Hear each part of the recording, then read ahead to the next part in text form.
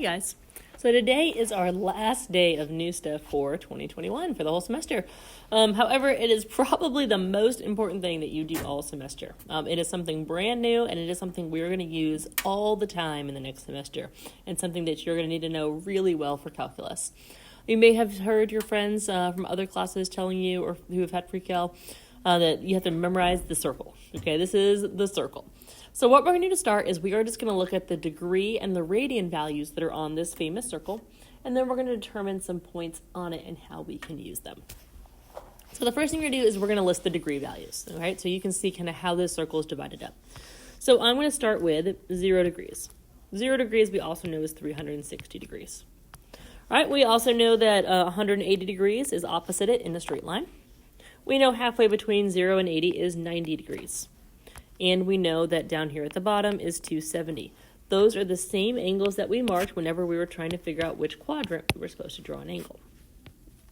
All right, well, now let's go ahead and fill in these ones. I'm going to go ahead and fill in the points that are kind of in the halfways in between those. So I'm going to go ahead and fill in these 4. So halfway between 0 and 90 is 45 degrees. Halfway between 90 and 180 is 135 degrees. Halfway between 180 and 270, that is 225 degrees. Halfway between 270 and 360, that is 315 degrees. Some things to help you remember these points. They all end in 5, okay? You may also notice the first number. It goes 0, 1, 2, 3. The second number goes 4, 3, 2, 1. So the first number gets bigger, the second number gets smaller. There's a lot of patterns on the unit circle that you can use to maybe make it a little bit easier to memorize. All right, now we'll look at the ones that are in between there. So the ones that are in between, what we're going to do, we're going to count by 30s. Okay, we're going to count by 30s all the way around this circle, but I am just going to skip the 45, the ones that I have in blue. Okay, so I'm going to skip all of those little middle lines, and I'm going to count by 30s all the way around this circle, and that's going to fill in the rest of them. So 30, 60, 90, 120, 150, 180, 210, 240, 270, 300, 330. And if I were to add another 30, I would be there at 360. So that is how I get all the rest of the degree values.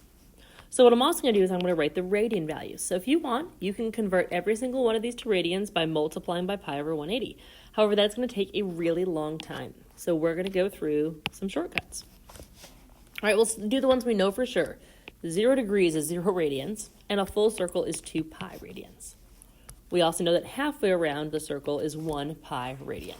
Okay, so there's pi. Halfway between 0 and pi, okay, would be a half of a pi. And the way we write that is pi over 2. Halfway between pi and 2 pi would be 1.5, but the way we're going to write that is 3 pi over 2. All right, now let's do all the blue ones. So the blue ones, one thing that you may notice about all those blue lines, all of those blue lines actually have the same reference angle. Every one of those blue lines has a reference angle of 45 degrees. That means they all have a reference angle of pi over 4. So every single one of these is going to be, every single one of these blue ones in the middle is going to be some sort of pi over 4.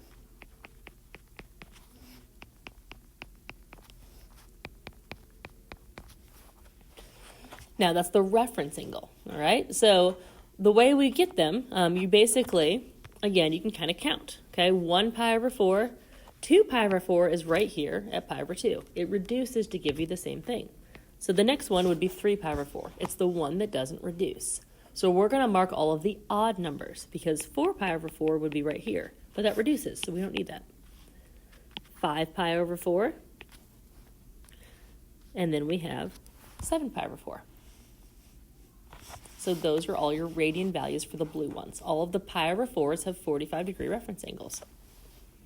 All right, let's look at, I'm actually going to go ahead and change some colors here to make this a little bit easier. I'm going to change the colors on 30, 150, 210, and 330. And the reason I'm going to change the colors on those ones is because those 3 degree values all have the same reference angle. All of those are exactly 30 degrees away from the x-axis. They have the same reference angle. So if they have the same reference angle in degrees, they're going to have the same reference angle in radians, which means all of these are going to be something pi over 6.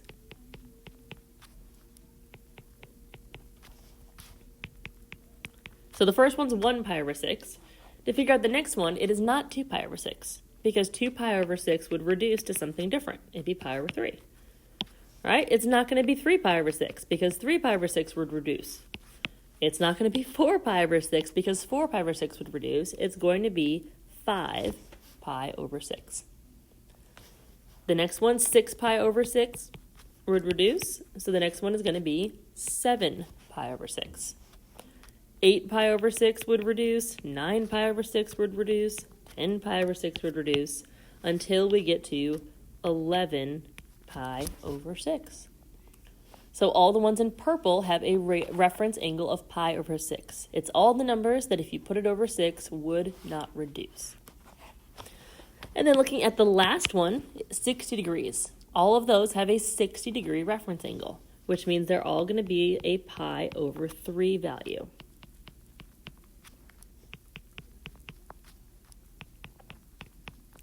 So again, 1 pi over 3 is the first one. So 1 pi over 3 does not reduce. The next one would be 2 pi over 3. 3 pi over 3 reduces, so we're not going to use 3 pi over 3. The next one would be 4 pi over 3. And then the next one would be 5 pi over 3. So those ones are a little bit easier. So those are the degree and the radian values on this circle that we are going to use most often in this class. These are the ones you just want to be really familiar with. You're going to see them all the time, and you're going to want to know where they are. Okay, so again, a few things to remember. All of the ones that are closest to the x-axis are all pi over 6 values. They all have 30 degree reference angles. All the ones that are closest to the y-axis, okay, those all have pi over 3 radian values. Those all have 60 degree reference angles. Those middle ones are all the pi over 4s.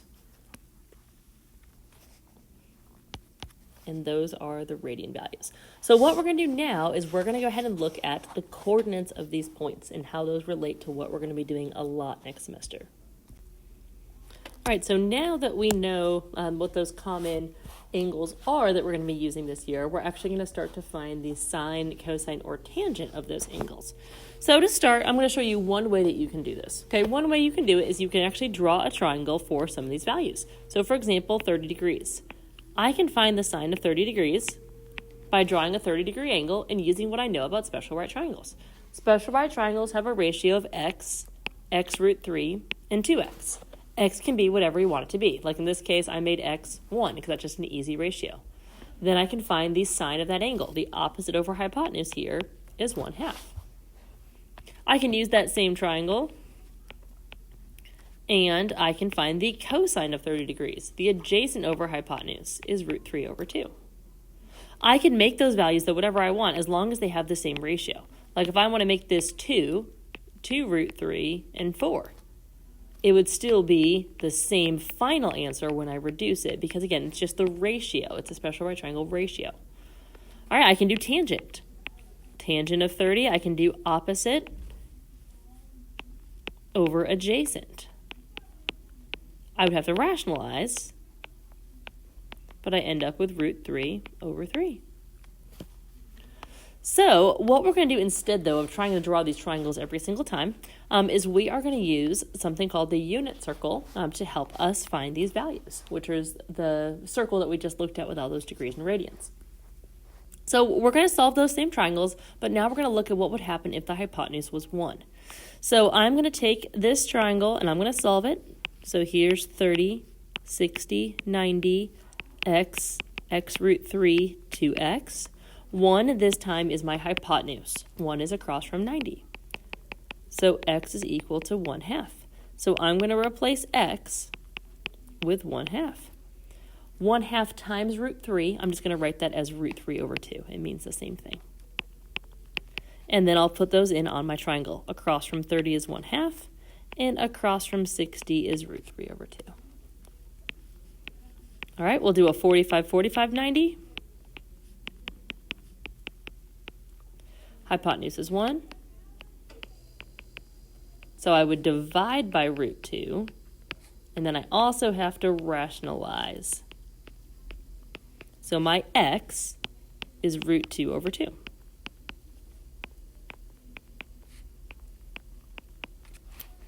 All right, then we'll look at the last one, 30, 60, 90. Well, hypotenuse is 1. That's going to be the exact same as what we already did. It's just in a different position. Across from 30 is 1/2, and across from 60 is root 3 over 2. So what we're going to do is we're going to take these triangles and we're going to put them on that circle that we just used. So I'm going to just recopy that last triangle. We're going to use that last triangle first here. So I'm going to copy it down here. You guys can just look on your notes because you can see it all at one time. So here is, sorry, my iPad's a little frozen here. There's 30, there's 1, there is 1/2, and there is root 3 over 2. So on this triangle, or on this circle, again, this is what we already filled in at the very beginning, okay? Remember, this is 0, this is 30 degrees. I'm going to take that triangle and I'm going to fill it in on this circle. We call it a unit circle because the radius is 1 unit. So the radius would be like this length right there. Well, if that length is 1, and I took that circle that I just found and I put it on top here of this circle, this over across here would be 1/2, and this right here would be root 3 over 2. Well, that means going over to the coordinates of this point right here, the x-coordinate of that point would be root 3 over 2, and the y-coordinate of that point would be 1/2. Well, I can go ahead and fill in the other circle, or the other triangles that I did up there as well. For the 45, 45, 90, that was root 2 over 2, and root 2 over 2. And then up here at the 60 degree, that was the first triangle that we did. So the first triangle that we did, where 30 was up here, had a 60. So this is 1, this was 1/2, and this was root 3 over 2. So the side-to-side distance was 1/2. The up and down distance was root 3 over 2. So why these points are important, why these coordinates really matter. I want you guys to look at the very first example that we did. The very first example we did, we found the sine of 30 degrees. The sine of 30 degrees from drawing that triangle was 1/2. The cosine of 30 degrees on that triangle was root 3 over 2. All right, if I did that same thing, opposite over hypotenuse or adjacent over hypotenuse, using this triangle, I would still get the same answer. Sine would be opposite over hypotenuse, which would just be 1/2. Well, how that corresponds to the points that we did, you'll notice that sine value is the y-coordinate. And if you worked it out for 45 or 60, you would get the same thing. Sine is going to correspond to the y-coordinate on this circle. So the sine of 30 is the y-coordinate. Cosine is the x-coordinate.